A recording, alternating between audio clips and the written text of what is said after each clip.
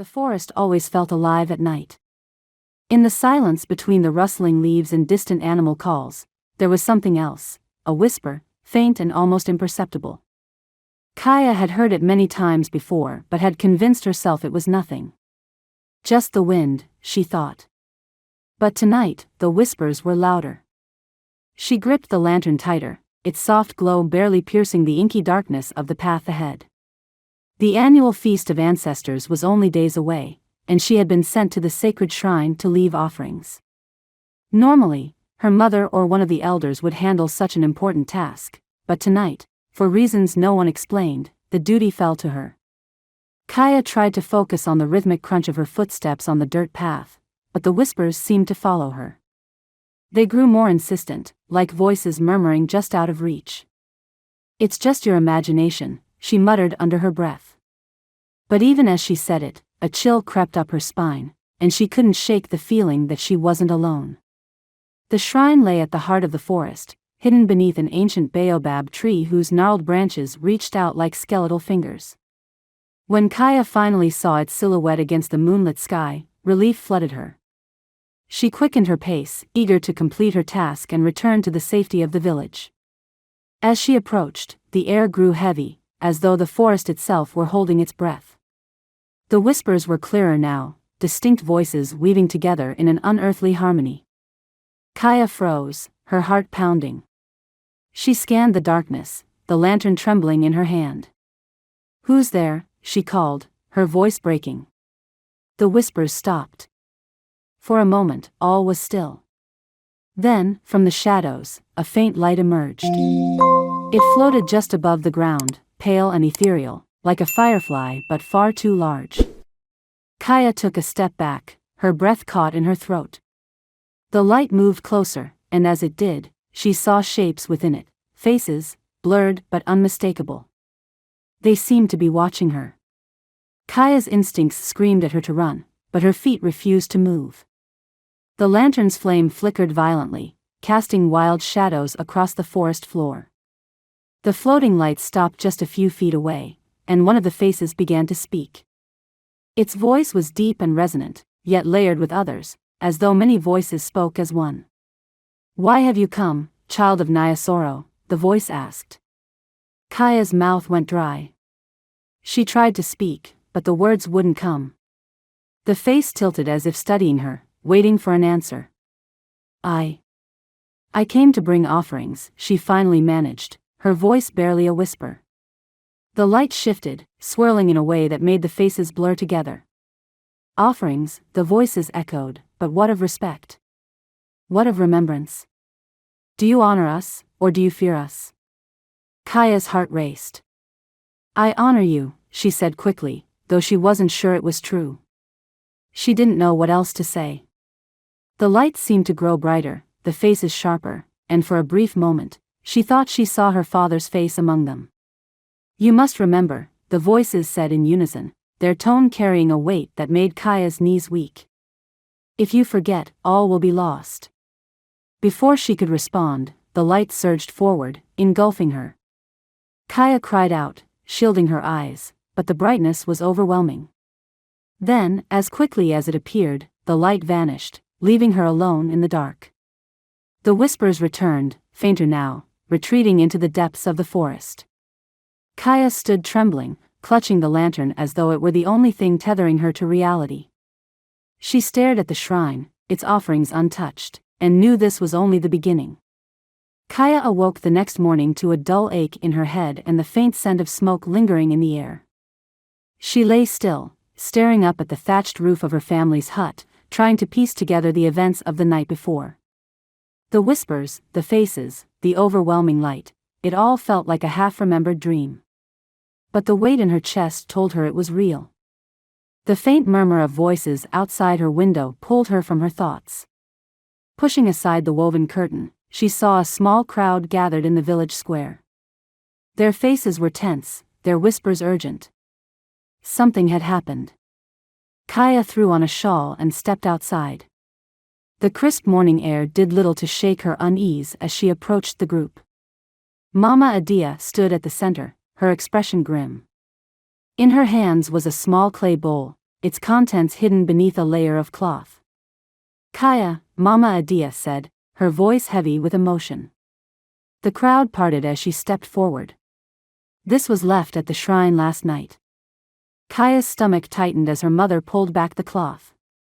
Inside the bowl was a handful of charred leaves and a single white feather, stained at the tip with a dark, reddish hue. The sight of it made her blood run cold. "What does it mean?" someone in the crowd asked. "Is it a warning? A curse?" Mama Adia shook her head. "It is a mark. A sign from the ancestors that they have been disrespected." The villagers turned to Kaya, their eyes filled with a mixture of fear and suspicion. "You were at the shrine," one of them said. "Did you see anything? Did you?" "Enough." Mama Adia's voice cut through the growing chaos. She placed a hand on Kaya's shoulder, her grip firm but comforting. "My daughter would never dishonor the ancestors. We will get to the bottom of this, but we must remain calm." Kaya swallowed hard, the weight of their gazes pressing down on her. She wanted to speak, to tell them about the voices and the light, but something held her back. What if they didn't believe her? What if they thought she was to blame? "Come," Mama Adia said softly, guiding Kaya away from the crowd. They walked in silence, the tension between them palpable. When they reached the edge of the forest, Mama Adia stopped and turned to her. "There's something you're not telling me," she said, her voice low. "What happened at the shrine?" Kaya hesitated, her mind racing. Could she trust her mother with the truth? Would it make any difference? Finally, she took a deep breath and began to speak. "I saw them," she said. "The ancestors. They spoke to me. They said I had to remember, or everything would be lost." Mama Adia's eyes widened, but she said nothing. Instead, she reached into her pocket and pulled out a small wooden pendant, etched with intricate symbols. She pressed it into Kaya's hand. "This belonged to your father," she said. "He always said it would protect you, that it carried the blessings of the ancestors.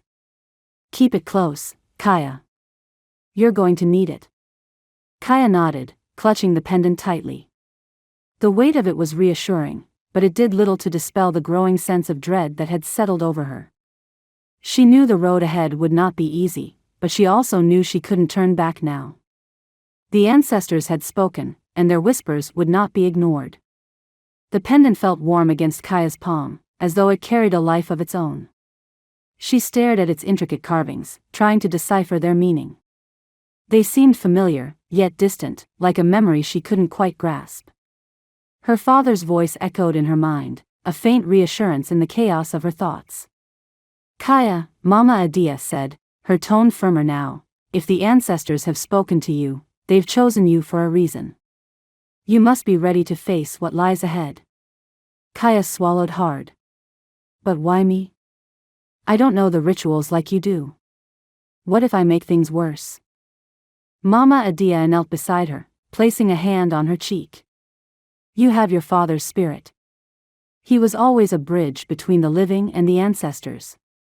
That gift is in you too, even if you don't see it yet."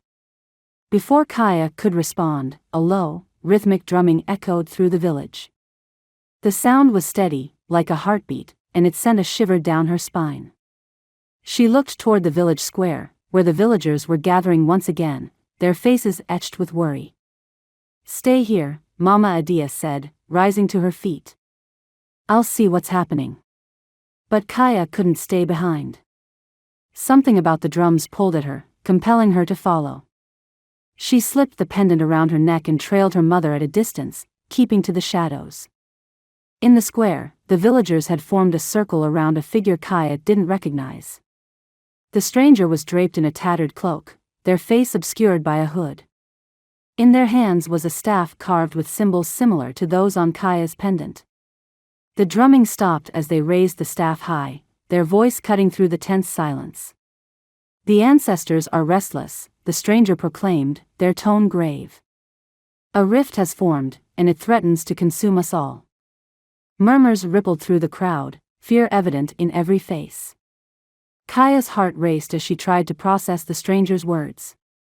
Who were they, and how did they know about the ancestors' unrest? The stranger turned slowly, their gaze sweeping over the villagers until it landed on Kaya. Even beneath the hood, she felt the intensity of their stare.